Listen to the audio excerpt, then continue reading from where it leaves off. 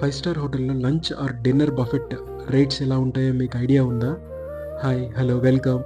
ఈరోజు నేను మంచి ఫైవ్ స్టార్ హోటల్కి వచ్చి నేను మంచి హైదరాబాద్ బిర్యానీ ఒకటి ఆర్డర్ ఇచ్చాను. చికెన్ బిర్యానీ ఇది. మనకేంటంటే ఫైవ్ స్టార్ హోటల్లో ఇండివిజువల్గా బఫెట్ కాకుండా సింగిల్గా ఏదైనా మనం చెప్పాలంటే చెప్పొచ్చు.